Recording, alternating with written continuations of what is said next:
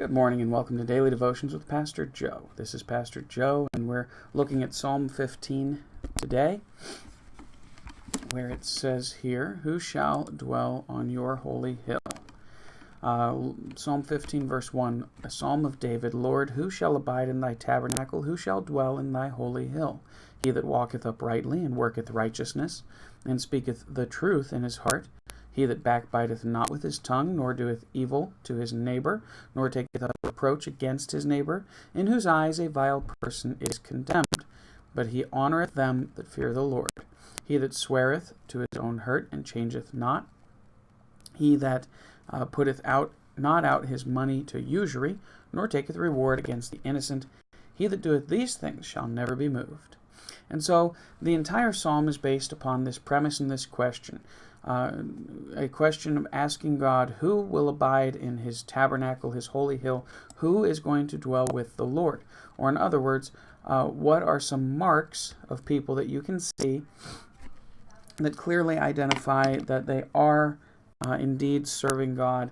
Not necessarily that these works or these fruits are indicative that they are saved, but if they're saved, they should show these works. You understand, make it clear, make it understood.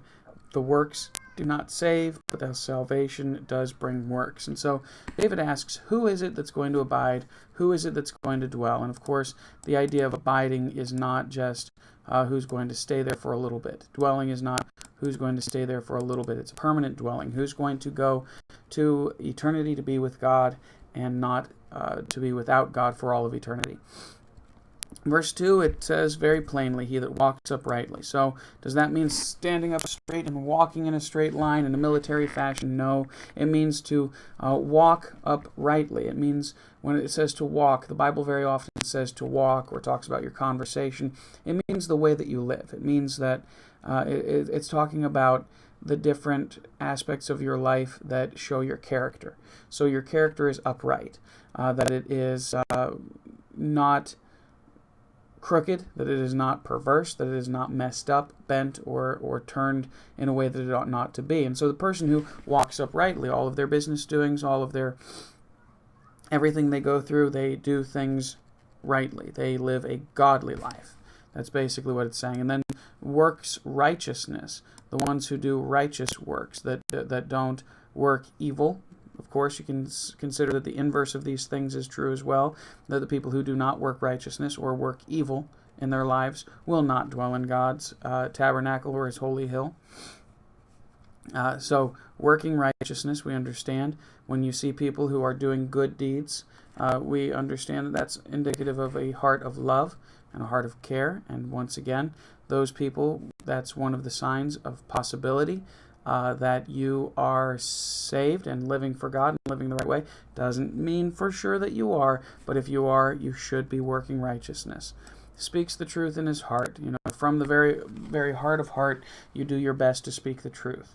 And you ought not to be a liar. The Bible very clearly says that all liars will have their part in the lake which burns with fire and brimstone, which is the second death.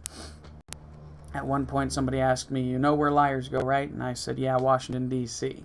But that's not quite the case. Yes, a lot of them do, but they ultimately, all liars will find their part in the lake which burns with fire and brimstone, which is the second death. So the people who speak truth in their heart, they speak truth from the very heart, not lies, not falsehoods, not fallacies. They do their best to speak the truth in everything that they say. He that backbites not with his tongue. So with our children, we specifically talk to them and tell them, hey, now don't backtalk. But even in the day and age of social media, my, oh my, it's so difficult. People all over the place are just backbiters, and they're so mean. I've been part of a group that I'm thinking of leaving the group on Facebook. I don't ever do much on Facebook, but I became a part of this group where people are discussing their different opinions, and I thought, well, it seems like they're being respectful, kind, and polite.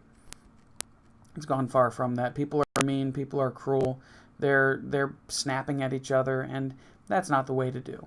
You should not be backbiting. You should not be snapping at each other. You shouldn't be trying to hurt each other with your words.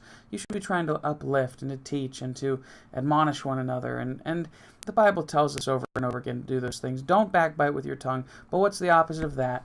The person who then doesn't backbite but lifts up people with their words, that gives them positive reinforcement and does their best to help people to do better with their lives. And doesn't backtalk against their parents as well. That would apply here. Nor doeth evil to his neighbor. So if you're the person who says, well, I'm going to put something on my neighbor's porch that's going to cause them trouble or weariness or whatever it might be, then you are not treating your neighbor right. You're doing evil. You're not showing love. You should always be showing love to your neighbor, even though they hurt you. You shouldn't be doing things out of evil, contentious heart and a hate for them or a desire to see evil done. You should desire to see good. You should desire to see their salvation, not their destruction. Nor taketh up a reproach against his neighbor. So people who don't hold grudges and hold up this, I'm really angry with somebody, and to the point of almost hating them. Shouldn't be that way. But instead, take them up in love to God in prayer. But in the same token, in whose eyes a vile person is condemned. That we see somebody who's living blatantly against the Lord, they are condemned. They're not somebody who is going to make it to heaven. We've got to understand and discern that when somebody's living in outright sin, they're on their way to hell. It doesn't mean somebody who doesn't live up to your standards. Okay, it doesn't mean somebody who doesn't quite believe the same methodology of studying the Bible as you. It doesn't mean that, but it means somebody who is living in outright sin, known sin. They're condemned. And vileness and wickedness of all sorts is to be condemned. We've heard so many, and it seems like it's all over the news where people in the news cycle are asking the president or a senator or somebody else, do you condemn these actions? Well, of course you condemn them. They're evil. But that doesn't mean that you agree with the person on the other end either. It's just, anyway. But a vile person is condemned. But, whenever we find somebody who's condemned, we should be trying our best to rescue them from that. We shouldn't be looking at them and saying, well, they're condemned, so I'm not going to be near them.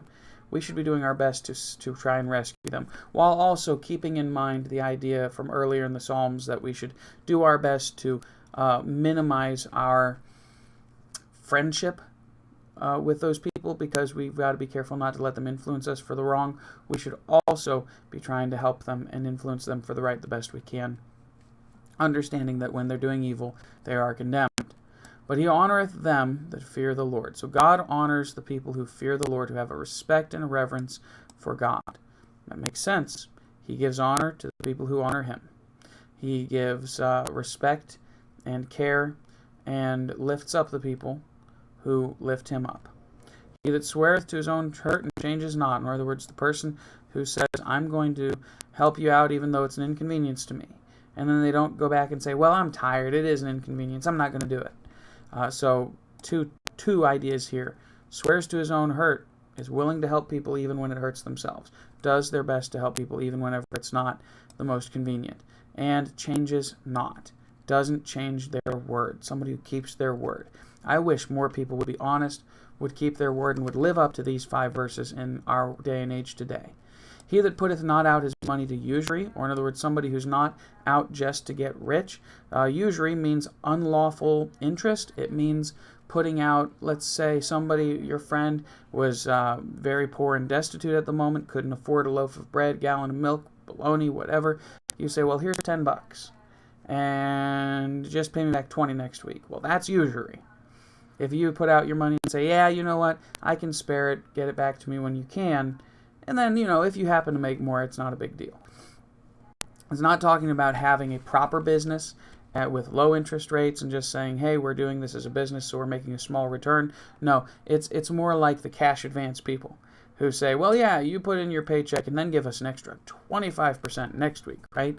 No, that's usury. So puts not out his money to usury. Instead, they take care of people. Somebody who takes care of people, who loans out their help, their time, their money, their resources, doesn't reward against the innocent, doesn't take reward against the innocent. So, and talking about the innocent, really, it's talking about the poor. It's talking about people who are not able to take care of themselves, but doesn't take reward against the innocent. You could also say it's sort of like the idea of turning somebody in who's innocent for something that they didn't do. He that doeth these things shall never be moved. So there's a stability in the life of the person who lives up to these standards and these godly traits in their lives. And if you want to be sure of your salvation, I was just preaching this week, actually, this past Sunday, from the book of, I think it was 2 Peter. Let me pull it up here. I don't think it was 1st, I think it was 2 Peter. Chapter 1, it was either 1st or 2nd. Confirm your calling and election.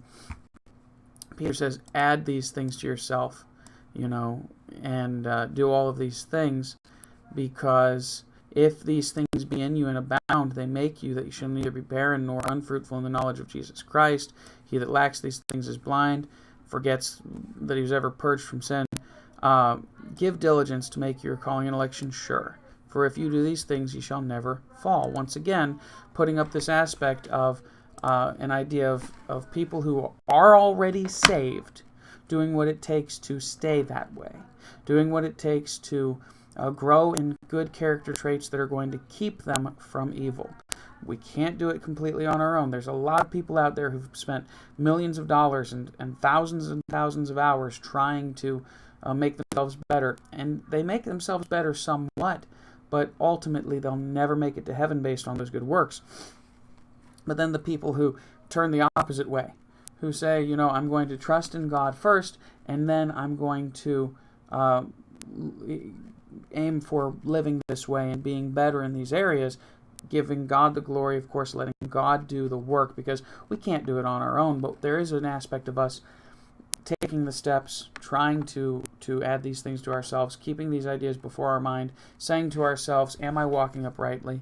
Am I doing the righteous thing, the right thing in life? Am I speaking the truth? Am I doing my best to be honest in all of my dealings? Am I keeping my tongue from evil, or am I backbiting or doing something else I shouldn't do with my tongue? Am I doing right or bad or wrong by my neighbor? Am I taking up reproach against my neighbor? Do I have any ills against somebody? Correct these things. In whose eyes a vile person is condemned. Are you looking up to the people who are evil in this world? Are you putting your role models as the people of this world? If so, you are in the wrong place. Are you honoring the Lord and fearing Him and respecting Him? Are you helping people even whenever it hurts you? Or are you too wrapped up in your own convenience? Are you keeping your word or changing it? Are you trying to make money off of people who really can't afford it? Are you taking advantage of people who can't afford it? Or are you living in a way that shows godliness and love for those people? And so if you compare yourself to this, you can ask yourself and say, well, in this area I need more help. God, help me to be more truthful, or help me to be more honoring and respectful to you, or help me to be more helpful to the people around me, or to keep my word better if you've done a poor job of it, or whatever it might be.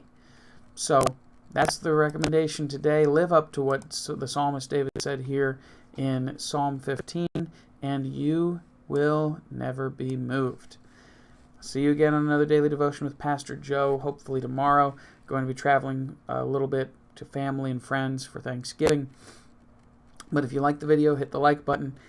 Put a comment down below if you've got any ideas, thoughts, concerns, questions, whatever it may be. I'll do my best to get back with you. Share this video with a friend. Subscribe if you're new. And God bless. I hope you have a wonderful day in the Lord. I'll see you again tomorrow on another daily devotion with Pastor Joe.